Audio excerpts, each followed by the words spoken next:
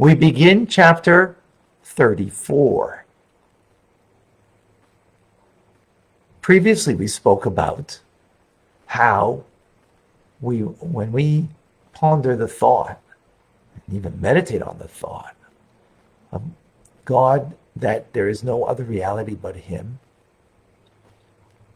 and that when that unity, that oneness that we have with God, that He's not distant, He's close, and that I am an abode for Him when I ponder that thought. Just as a simple commoner, when the king requests to dwell in his home, what a great joy that will bring to the commoner. So all the more it brings a joy to us that God dwells in us. In the very thought that we are united in one with Him, that we think it, that faith that we have. Why is it called faith? So it's not, I'm not trying to prove it, scientifically or intellectually. Even though the Alter Rebbe does speak about showing how this world is nothing else but a part of God and not separate from God. In the second part of Tanya, Shayichud, the Emunah, in the end, is an intellectual integrity to the notion. And there is a logic to it, but it is based on a fundamental faith. And it's not a scientific proven, even though it is the true physics of the universe. So when we ponder that notion in my mind, that there's no other reality but God, and God is, before He created the world, He's one and alone. After He creates the world, He's one and alone. And I am a part of Him, like a ray of sun within the sun. I'm within God. So we make space for that in our heads. We push away the negative things of us. That brings us a joy and brings God a joy. A double rejoicing that we have as a result. We continue with this notion of creating a home for God. And it's known that the patriarchs, they constitute a divine chariot. What does it mean, a divine chariot? Just like the chariot is driven by and ridden by its rider, the chariot has no whim, no will of its own, has no, when it goes right, or it goes left, or goes straight, it's because the rider is riding it and pulling the reins in the direction and doing whatever it is necessary for the horses to go in the way it wants it to go, the rider. So the chariot that's dragging the horses, no whim and will of its own. It goes where the rider's going or wants to go. Likewise, the patriarchs, no whim and will of their own. They're driven by God, completely given over, surrender to His unity, to His oneness.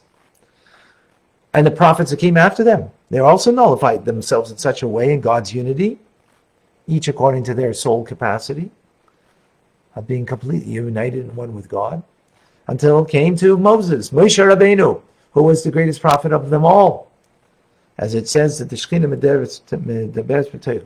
the Shekhinah, the divine presence, the word of God spoke through him. And therefore, whatever he said, in particular the fifth book of Deuteronomy, is written in first person because God's speaking through him. It's the word of God through His voice. And this happened to us, also the entire Jewish people, at Mount Sinai. We had a glimmer of this nullification, this unity, this oneness with God when God spoke the commandments. The experience was too great for us. We were not refined enough as Moses or the prophets or the patriarchs that we can maintain or contain that revelation of God. So our soul took flight. So thereafter, Moshe said, okay, that's too much for you. So now we need to make a home for God, and that's where God's presence will be revealed. In the Mishkan, the sanctuary, the tabernacle, that will be, and in particular in the Holy of Holies, where the Ark of the Covenant would be, and of course the tablets there.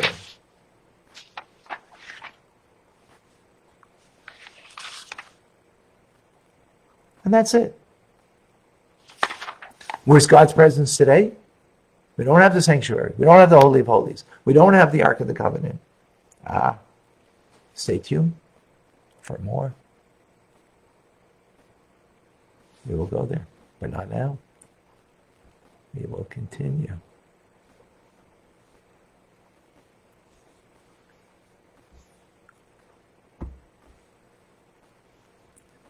Any questions, any comments?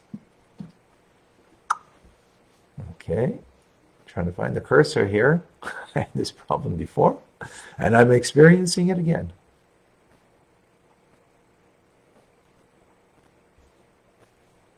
Ah.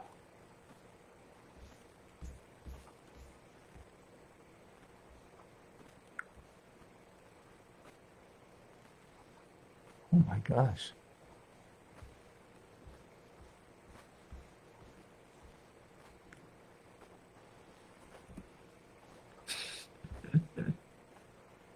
There we go. Oops. All right. I don't see any more questions. We will continue our conversation, folks. Stay tuned for more. A reminder, Rambam is coming up, and 6:30 Daylight Savings Time, Montreal time, New York time, Florida time, Miami time, and many other places. We'll have Torah Studies weekly Torah portion. Come and join us. It'll be on Zoom, 770, 6085. And it'll be on actually various, now broadcasting it in various places. So you'll come and join us. And then, of course, the RC, Tanya Rabbi community. I'm Rabbi Ronnie Fine, coming to you from Chabad Tzich Kadesh in Montreal, Canada. It's a privilege and a pleasure to share with you. Tanya, have an amazing, great day. Thank you for joining. And a good talk.